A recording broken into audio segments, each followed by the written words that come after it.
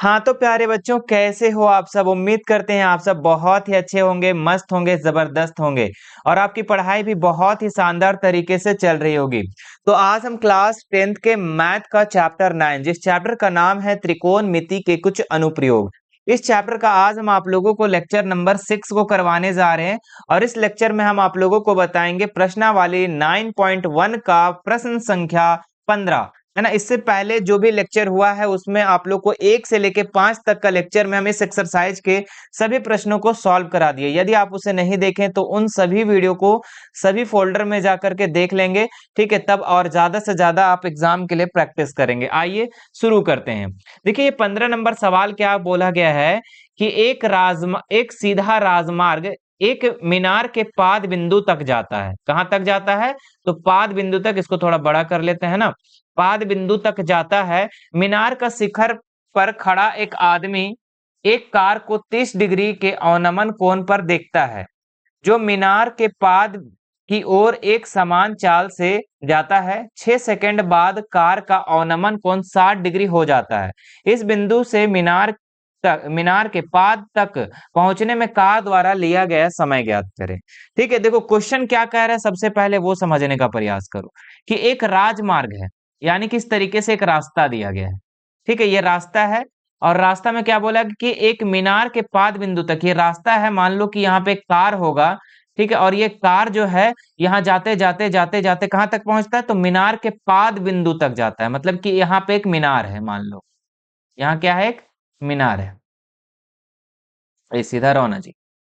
चलिए, ये आपका क्या है, एक मीनार है, देख सकते हैं। और ये रहा कार, है ना। यहां से कार स्टार्ट होता है और मीनार के पाद बिंदु जो यहां पर देख रहे हैं यहां तक का जाता है।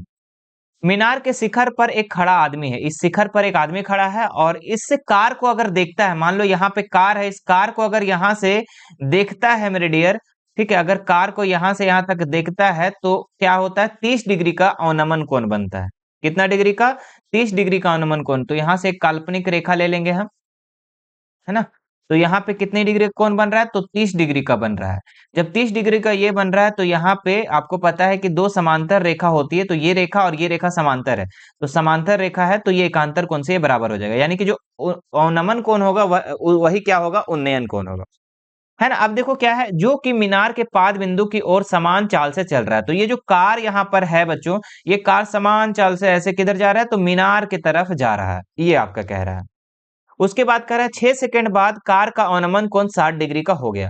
मतलब कि जो आदमी खड़ा है तो 6 सेकंड बाद तुरंत कार को देखता है तो उसका जो अवनमन कोण हो जाता है ना, वो 60 डिग्री का हो जाता है, यानी कि कार इधर से आकर इधर आ जाता है। ठीक है, कार जो है ये पाद बिंदु के तरफ आना शुरू करता है।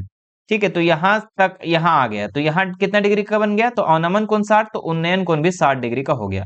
और कितना सेकंड में? तो मात्र 6 सेकंड में, याद रखना 6 सेकंड में।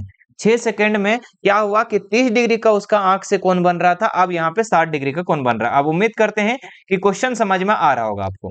अब क्वेश्चन क्या बोला है पता है? इस बिंदु यानी कि इस बिंदु का बात कर रहा है, इस बिंदु से मीनार के पाद बिंदु तक, है ना, मीनार के जो पाद बिंदु है यहां तक के जाने में जो टाइम लगेगा कार को, वो कितना टाइम लगेगा ये आपको बताना है। ठीक है, इसको सॉल्व करना है। तो यहां से यहां तक तो 6 सेकंड लगा था, है ना, लेकिन यहां से यहां तक कितना लगा था ये अब आप लोग को हम बताएंगे। आइए इस प्रश्न को कैसे सॉल्व करते हैं समझते हैं। सबसे पहले हम क्या करेंगे ना कि नामकरण कर देते हैं सबका पहले, है ना। तो इसका नाम दे देते हैं ए, इसका नाम दे देते हैं हम बी, इसका नाम दे देते हैं सी और इसका नाम डी, है ना। हमें क्या निकालना है? सी से बी तक का जो कार जाएगा, ठीक है, तो उसमें कितना टाइम लगेगा, यहां से यहां तक पहुंचने में टाइम कितना लगेगा। तो हम जिस चीज को निकालना होता है उसको मान लेते हैं। तो लिखेंगे माना कार द्वारा बीसी, है ना, कार द्वारा बीसी दूरी तय करने में, दूरी तय, अरे भाई, तय करने में लगा समय, है ना, करने, नीचे लिख दे, में लगा समय। तो हम इसको x मान लेंगे, यानी कि B से C तक जब कार जाएगा तो इसमें टाइम जो लगेगा वो कितना लगेगा? x सेकंड हम ले लेते हैं, ठीक है, x सेकंड। ठीक है, चूंकि यहाँ से डी से सी तक गया था तो 6 सेकंड लगा था, लेकिन सी से बी तक कितना लगा, ये कितना टाइम लगेगा ये नहीं पता, और यही चीज को आपको निकालना है। तो यहाँ तक हम लिख देंगे। अब यहाँ पे लिखेंगे हम कि डीसी की दूरी हम निकाल लेंगे। सबसे पहले डी से सी तक की दूरी निकाल लेंगे। ठीक है, तो डी से सी तक की दूरी हमारा कितना होगा, यहाँ लिखेंगे डीसी की दूरी, डीसी की दूरी। और दूरी का फॉर्मूला क्या होता है मेरे बच्चे, तो दूरी का फॉर्मूला होता है, चूंकि यहाँ समय भी है और चाल भी दिया हुआ है, तो लिखेंगे यहाँ पे चाल इंटू समय। क्या होता है, चाल इंटू समय होता है दूरी का फॉर्मूला।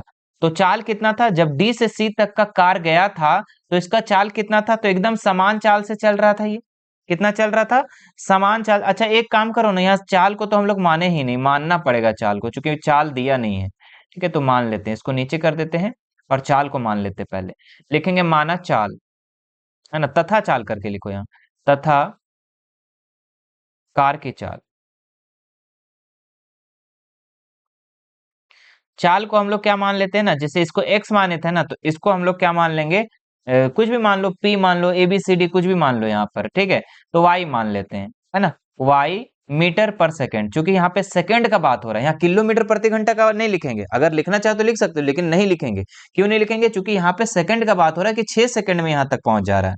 ठीक है, इसलिए हम लोग मीटर पर सेकंड लेंगे। तो चाल कितना है बाबू, तो चाल है आपका y मीटर पर सेकंड, और समय कितना लगा था, तो 6 सेकंड, है ना। तो कितना हो जाएगा, 6y। कितना हो जाएगा, डीसी की जो दूरी हो जाएगा यहाँ से यहाँ तक की दूरी, ये कितना हो जाएगा, 6y हो जाएगा। चलिए यहाँ तक का कोई दिक्कत नहीं सर। अब हम लोग बीसी की दूरी निकालेंगे, यानी यहाँ से यहाँ तक की दूरी निकालेंगे, है ना। तो लिखेंगे हम यहाँ पे बीसी की दूरी। तो बीसी की दूरी का कैसे निकलेगा हमारा, तो बीसी की दूरी हमारा निकलेगा यहाँ पर, इसको हम लोग क्या माने हैं डियर यहाँ पर, मतलब चाल, चाल इंटू समय, इसका भी फॉर्मूला वही होगा, चाल इंटू समय, वही फॉर्मूला होगा। तो चाल कितना है, तो चाल जो बोला गया था ना कि कार का जो चाल है ना समान गति से चल रहा है, चाहे डी से सी तक जाएगा चाहे सी से बी तक जाएगा, एकदम समान चलेगा। तो समान चलेगा तो वही रहेगा हमारा y। और समय कितना लगेगा, तो यहाँ पे समय हमारा नहीं दिया हुआ है, इसी को निकालना है। और समय हम लोग क्या माने हैं, तो x माने, तो यहाँ पे x मान लेंगे। तो क्या हो जाएगा, एक्स वाई, क्या हो जाएगा, एक्स वाई। कोई दिक्कत यहाँ तक का नहीं सर। अब आगे बढ़ते हैं, यहाँ पे लाइन देते हैं और आगे बढ़ते हैं।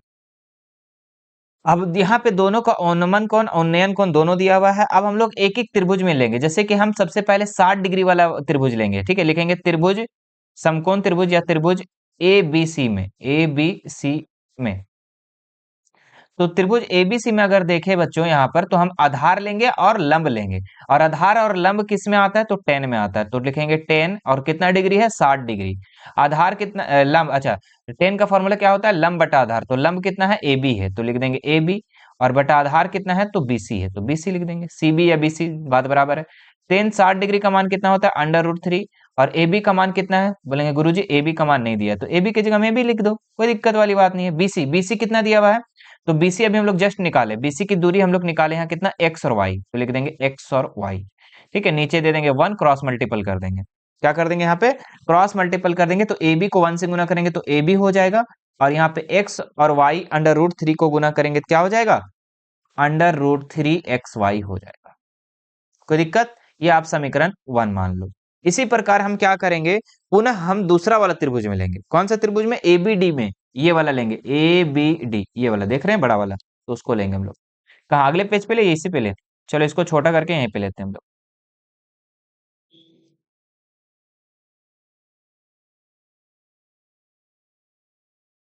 हाँ, लिखेंगे पुनः त्रिभुज एबीडी में, ए बी डी में।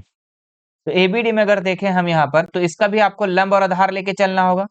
ठीक है, क्या लेके चलना होगा, तो लंब और आधार लेके चलना होगा। तो यहाँ पे हम लिख देंगे 10 कितना डिग्री, 30 डिग्री, बराबर लंब कितना है बाबू, तो लंब ए बी है, और आधार कितना है, तो आधार जो है बी डी है। देखो यहाँ से 30 डिग्री वाले लेके चल रहे हैं, ए बी डी, तो क्या हो जाएगा, बी डी हो जाएगा, तो यहाँ लिख देंगे बी डी। अब ध्यान देने वाली बात यहाँ पर है, 30 का मान कितना होता है, 1/√3, तो 1/√3 लिख देंगे। ए बी का मान नहीं दिया हुआ है, तो ए बी की जगह में ए बी लिख देंगे।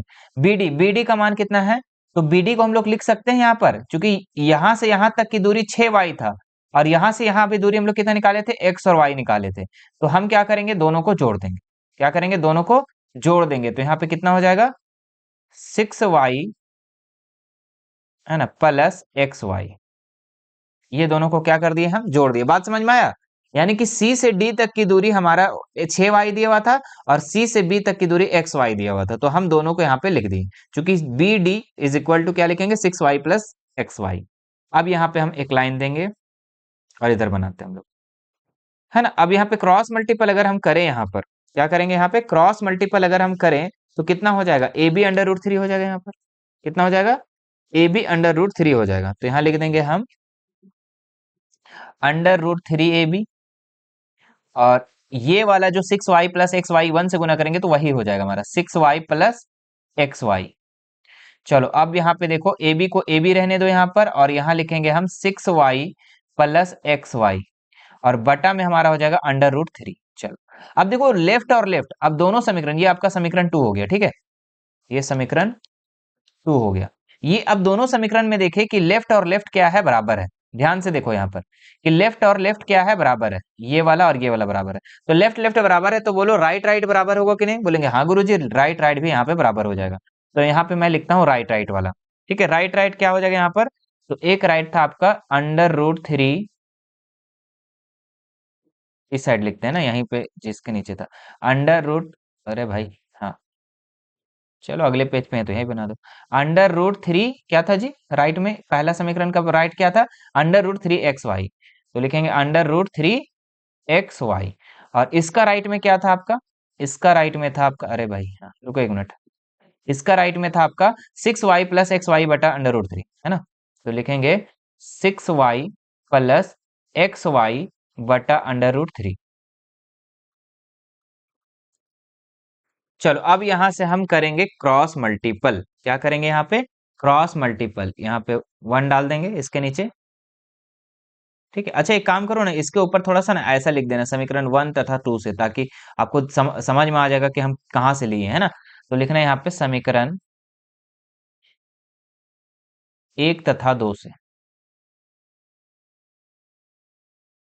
चलिए अब यहाँ पे हम करते हैं काम, तो इसको इसको गुना कर देते हैं तो कितना हो जाएगा यहाँ पर, क्रॉस मल्टीपल करके, हम्म, तो under root three x y, और इनटू हो जाएगा अंडर रूट थ्री, और इसको जब हम इधर से गुना करेंगे 1 से तो क्या हो जाएगा, सेम का सेम रह जाएगा यहाँ पर।